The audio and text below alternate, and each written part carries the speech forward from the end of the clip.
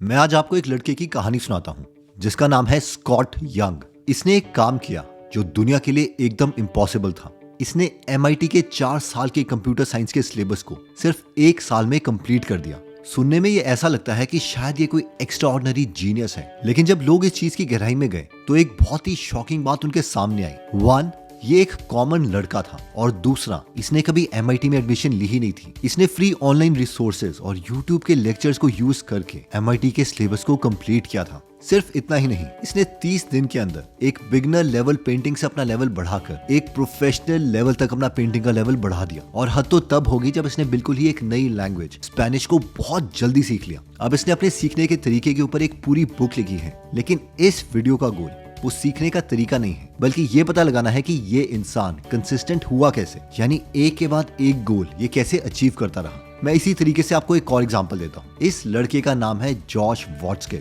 यहाँ पर देखो, ये ताइवान की ताई ची मार्शल आर्ट्स चैंपियनशिप का फाइनल राउंड है और यहाँ पर जॉश अपने एक ओपोनेंट के सामने खड़ा है जिसे 10 साल का एक्सपीरियंस है। जॉश के मूव स्लो लग रहे हैं और ऐसा लग रहा है कि ये मैच हार जाएगा, लेकिन फिर ये एकदम से ये गेम जीत जाता है और वर्ल्ड चैंपियन बन जाता है। इस इंसान को जो चीज स्पेशल बनाती है वो ये है कि इसने ये गेम बहुत जल्दी सीखी थी। और उससे भी ज्यादा इंटरेस्टिंग चीज ये है कि इससे पहले ये स्टेट लेवल में चेस में चैंपियन रहा है। अगेन, इसने भी अपने लर्निंग मेथड के ऊपर एक पूरी बुक लिखी है, the art of learning. But हमारी प्रॉब्लम ये नहीं है, जब नया साल आएगा तो हम सब कमिटमेंट करेंगे और कमिटमेंट करने के बाद उसे फॉलो नहीं कर पाएंगे। और ये मैं नहीं कह रहा हूँ, ये डेटा कह रहा है। आप इस आर्टिकल को देखिए। ये आर्टिकल कहता है कि नए साल में जितने भी लोग जिम मेंबरशिप लेते हैं उसमें से 67% कभी अपनी मेंबरशिप यूज ही नहीं करते। यानी कि अगर 1000 लोगों ने एक नए जिम में मेंबरशिप ली तो 670 तो वहां पे अपना पैर भी नहीं रखेंगे। सेम चीज पैसे के बारे में आती है। जितने भी लोग पैसे से रिलेटेड न्यू ईयर में रेजोल्यूशन बनाते हैं कि वो कुछ बड़ा करने वाले हैं, उसमें से 80% लोग फरवरी तक अपना गोल छोड़ चुके होते हैं।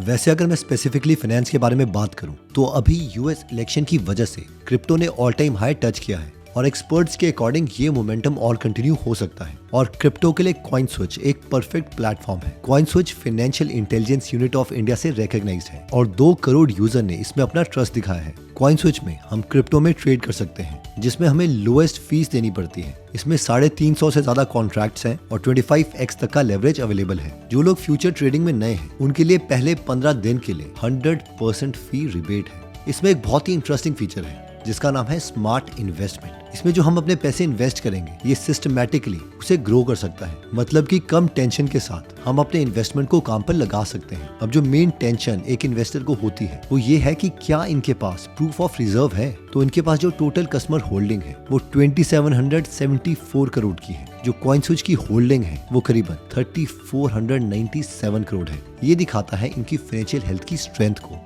अभी एक अमेजिंग ऑफर है। CoinSwitch अब दे रहा है 1% कैशबैक और पहले 30 दिन के लिए 0 ट्रेडिंग फी। तो अभी आप इसे चेकआउट कीजिए। इसका लिंक मैंने डिस्क्रिप्शन और फर्स्ट कमेंट में दे दिया है। अब हम वापस आते हैं कि हमें एक्चुअल में कंसिस्टेंट रहना कैसे है। अब हमें एलिफेंट इन द रूम यानी सबसे बड़ी प्रॉब्लम का तो पता चल गया कि कंसिस्टेंसी ही सबसे मुश्किल चीज है। लेकिन बात तो ये है कि कंसिस्टेंसी एक्चुअली अचीव की कैसे जाए। देखिए, इससे पहले कि हम ये समझे कि कंसिस्टेंसी कैसे अचीव की जाए, हमें एक कॉन्सेप्ट को समझना पड़ेगा जिसका नाम है 4 टेंडेंसीज। दुनिया में जितने भी लोग हैं उनको इस क्वाड्रेंट में प्लॉट किया जा सकता है, जहां पर X एक्सिस में आता है आउटर एक्सपेक्टेशंस और Y एक्सिस में आता है इनर एक्सपेक्टेशंस। और इन 4 क्वाड्रेंट्स में 4 डिफरेंट टाइप के लोग हैं। अब आपको ये आइडेंटिफाई करना है कि आपकी पर्सनैलिटी इन 4 में से कौन सी है और इसके बाद ही हर एक पर्सनैलिटी के लिए डिफरेंट सोल्यूशन है। सबसे पहली पर्सनैलिटी टाइप आती है अपहोल्डर। ये वो लोग हैं जिनकी खुद से जो एक्सपेक्टेशन है और बाहर के लोगों को जो इनसे एक्सपेक्टेशन है, ये दोनों को किसी भी हालत में मीट करना चाहते हैं। इसको हम एक एग्जांपल से समझते हैं। एक लड़का था जिसका नाम है राहुल। वो मार्केटिंग में काम करता है और बहुत ज्यादा एम्बिशियस है, उसको लाइफ में कुछ करना है। एक दिन उसने डिसाइड किया कि वो अपना पहला मैराथन भागेगा।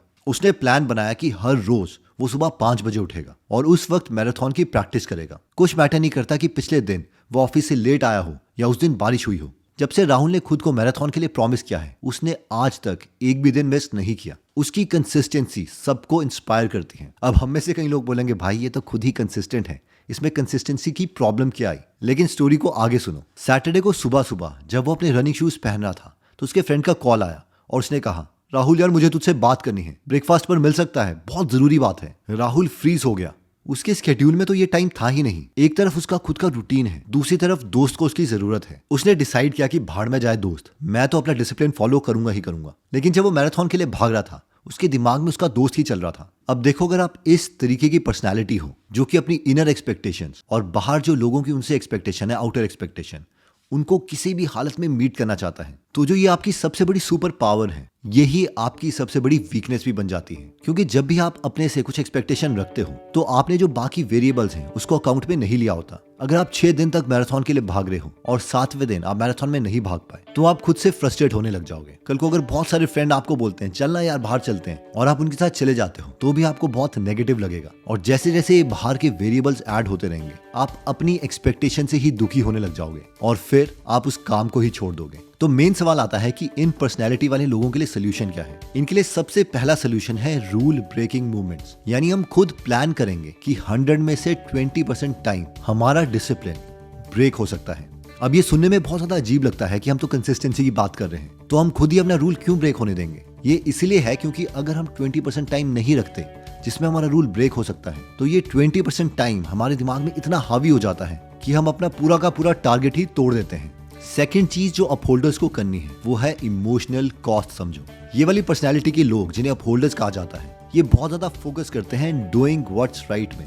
यानी एग्जैक्टली क्या चीज है कि जो इनका दिमाग का इमोशनल स्टेट चल रहा है उसको ये कभी एक्नॉलेज करते ही नहीं। जब इस तरीके की पर्सनैलिटी वाले लोग अपने दोस्तों और फैमिली मेंबर के साथ टाइम स्पेंड करते हैं, तो उन्हें ये समझना होगा कि इसके लिए भी वो अपनी लॉन्ग टर्म सक्सेस पर ही इन्वेस्ट कर रहे हैं। सेकंड पर्सनैलिटी टाइप वाले लोग आते हैं ऑब्लाइजर्स। ये वो लोग हैं जो इनर एक्सपेक्टेशंस उतनी मीट नहीं करते, यानी खुद से क्या एक्सपेक्टेशन इन्हें फर्क नहीं पड़ता।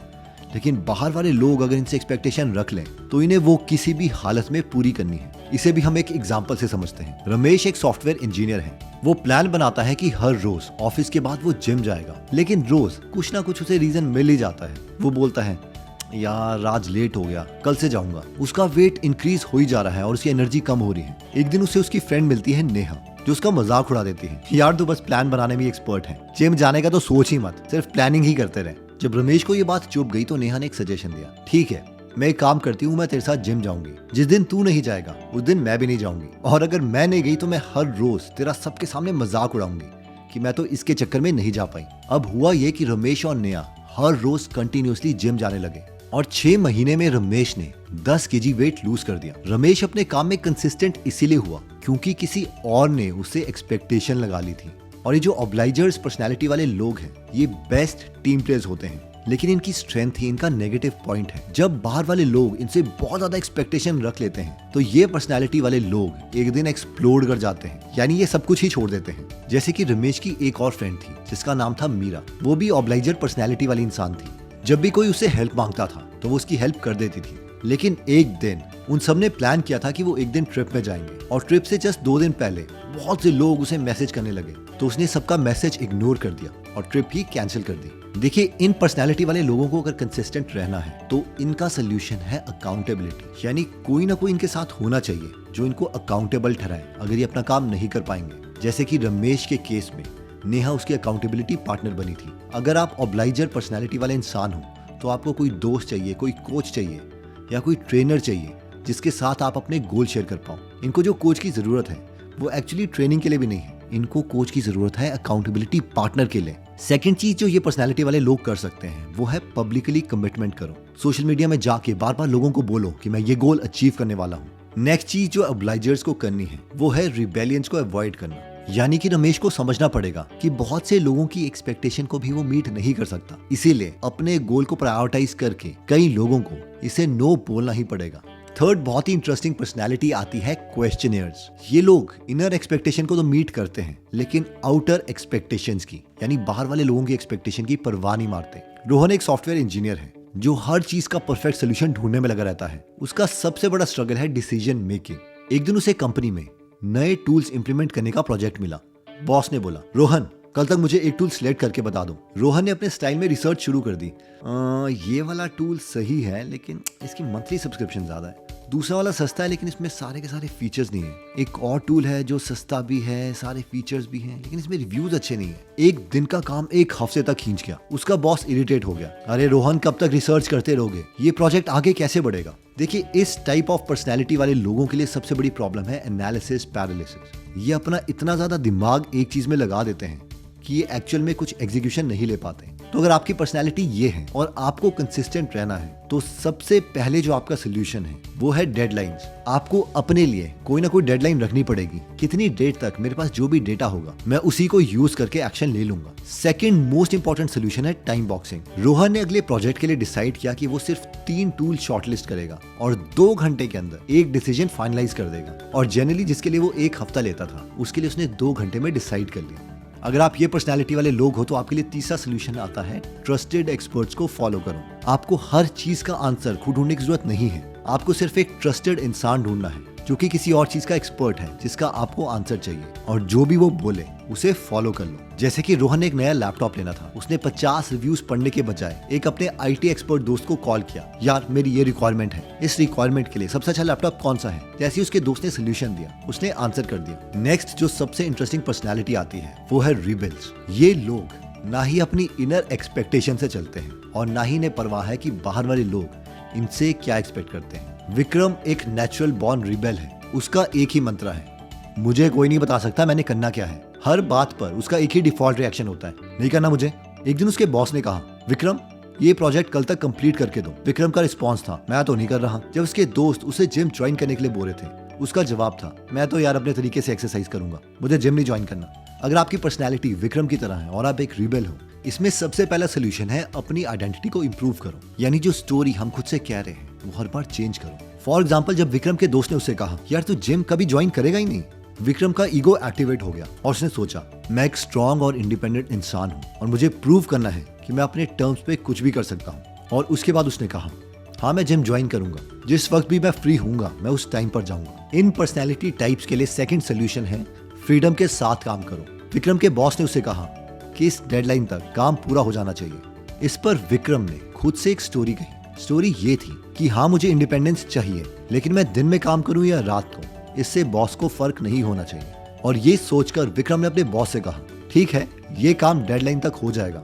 लेकिन डेडलाइन तक आप मुझसे कुछ नहीं कहोगे। इस पर उसका बॉस मान गया और विक्रम भी अपने काम में कंसिस्टेंट हो गया। और फाइनली सबसे important tool in personality types का आता है इन्फॉर्मेशन, कंसिक्वेंसेस, चॉइसेस। विक्रम के मेंटर ने उसे ये मैजिक फॉर्मूला दिया, जब भी कोई सिचुएशन हो इन 3 चीजों को यूज कर, information, consequences and choices. Example, Vikram को एक बोरिंग मीटिंग अटेंड करनी थी जो उसका बिल्कुल भी मन नहीं था, लेकिन उसने ये मैजिक फॉर्मूला यूज किया। इन्फॉर्मेशन, मीटिंग में प्रोजेक्ट एलोकेशन होगा। कंसिक्वेंसेस, अगर मैं नहीं गया तो सबसे बोरिंग टास्क मुझे ही मिलेगा। चॉइस, यार अटेंड कर लेता हूँ और अटेंड करने का डिसीजन भी तो मेरा ही है। और विक्रम ने मीटिंग अटेंड कर ली। और इस पर्सनैलिटी के लिए चौथा सबसे इंपॉर्टेंट सोल्यूशन आता है ट्रिगर्स सेट करो। विक्रम को जिम जाना बोरिंग लग रहा था। मेंटर ने उससे एक ट्रिगर सेट करने को बोला, जब भी सुबह तू अपने फेवरेट सॉन्ग को सुनेगा उसके बाद जिम चले जाइए। विक्रम ने अपना वर्कआउट उसके फेवरेट सॉन्ग के साथ लिंक कर दिया और उसका फिटनेस रूटीन एफर्टलेस हो गया। तो दोस्तों ये 4 पर्सनैलिटी टाइप्स हैं जो इस वीडियो में हमने डिस्कस किए। और इन चारों पर्सनैलिटी टाइप को अगर कंसिस्टेंट रहना है तो इन सब के लिए अलग प्रॉब्लम और अलग सोल्यूशन है। ये सारी बातें मैंने आपको बुक द 4 टेंडेंसीज में बताई है। अगर आप बुक से और नॉलेज लेना चाहते हैं तो 300 से ज्यादा बुक समरीज फ्री में हिंदी में आप गीगल ऐप में सुन सकते हैं, जहां पर हर हफ्ते हम एक फ्री बुक समरी ऐड करते हैं। अगर आप इसकी प्रीमियम सब्सक्रिप्शन लेते हैं तो 1500 और बुक समरीज इसमें अनलॉक हो जाती है। तो अगर आप एक लाइफ लॉन्ग लर्नर हैं तो इस एप्लीकेशन को जरूर डाउनलोड कीजिए। ये आपका लाइफ लॉन्ग बेस्ट फ्रेंड रहेगा। और हाँ, अगर आप ऐसी नॉलेजेबल वीडियोस मिस नहीं करना चाहते तो सब्सक्राइब करने के बाद बेल का बटन दबाना मत भूलिएगा। आई होप ये वीडियो आपको अच्छी लगी होगी। मिलते हैं नेक्स्ट वीडियो में। जय हिंद।